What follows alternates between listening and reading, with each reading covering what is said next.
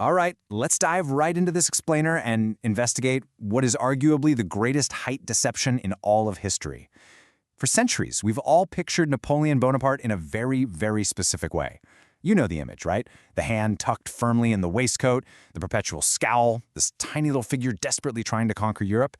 It's a caricature that's basically etched into our collective consciousness, a supposed historical fact that everyone just kind of accepts. But what if I told you that this widely accepted truth is actually the result of brilliant, vicious propaganda mixed with a simple mathematical error?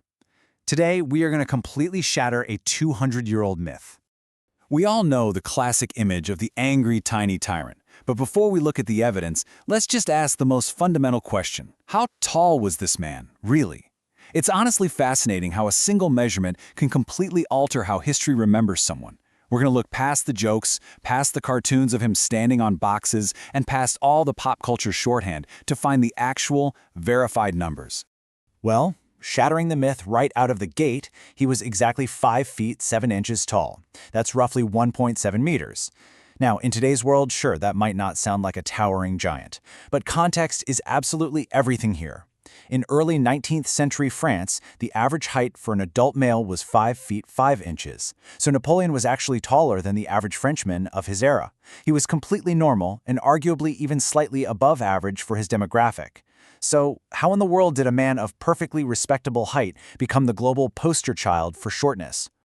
Well, a crucial piece of the puzzle is his famous nickname, Le Petit Caporal, or the Little Corporal. It has been completely misunderstood.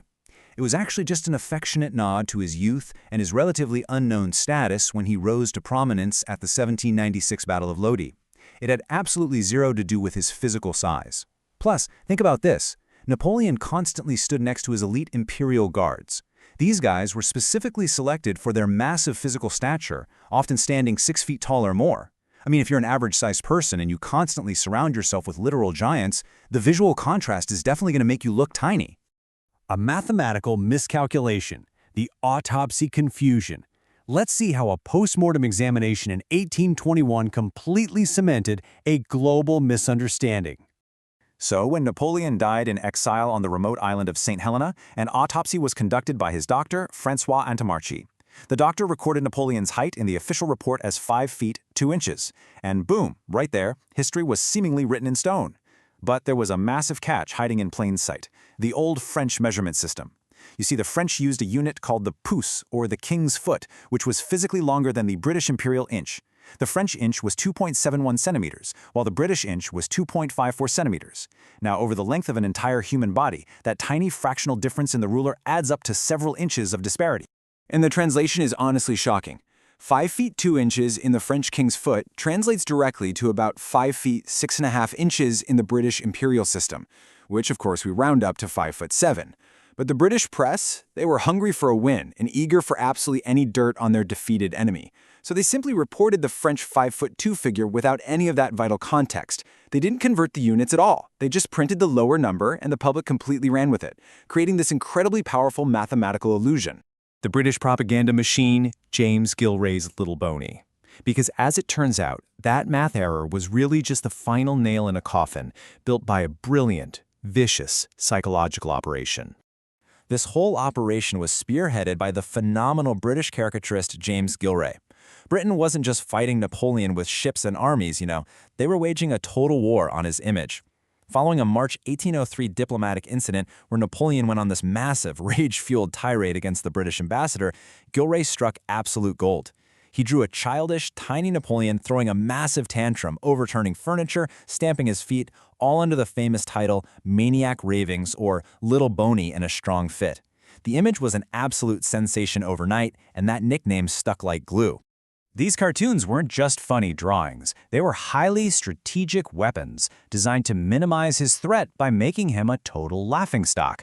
By dressing him up in these ridiculous oversized boots, a massive cocked hat, and a huge scabbard, Gillray made Napoleon look like a little boy playing dress-up in his dad's clothes.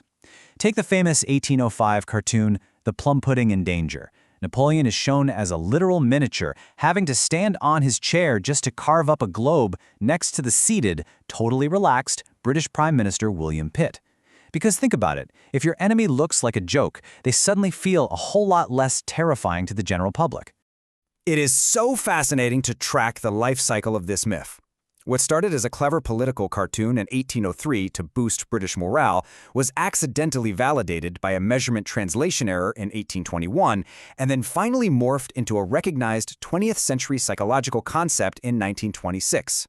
It just goes to show how a narrative can completely outlive the people who created it and rewrite our historical memory. Yeah. More than a century after Napoleon's death, the Austrian psychoanalyst Alfred Adler officially codified this myth by coining the Napoleon complex. It describes the theory that shorter men compensate for their physical shortcomings with aggressive, hyper-ambitious behavior. I mean, really think about the lasting power of that political spin for a second. A British cartoonist joke became so deeply ingrained as historical fact that it spawned an entire branch of psychological theory 100 years later. So, why do we still hold on to this myth today? Well, it remains a popular psychological shorthand largely because it offers us comfort. It gives us this really easily digestible, simple explanation for the terrifying ambition of a military genius who conquered most of Europe. It literally reduces a complex, highly intelligent tactician down to a manageable, insecure joke. And once that idea is planted in your head, confirmation bias just takes over the whole shebang. We hear stories of his towering guards, or we see those historical paintings, and our brain simply confirms what we already know to be true, completely ignoring the actual facts. And the craziest part, Napoleon himself recognized the devastating effectiveness of this psychological warfare. From his final exile on St. Helena, he reportedly admitted the real impact of those caricatures, actually stating that James Gilray did more than all the armies of Europe to bring him down. The man who wielded unprecedented military power across an entire continent was ultimately defeated, at least in the eyes of history, by a cartoonist's pen. I want to leave you with this provocative thought to ponder. We've just completely unraveled a 200-year-old deception that successfully fooled the entire world. It really makes you question the media we consume every day and the history we just blindly accept. If a cartoonist's joke can permanently rewrite the physical reality of an emperor, what other accepted facts are out there right now that are actually just well-told lies? Thank you so much for joining me for this explainer. Keep asking questions, and I'll catch you next time.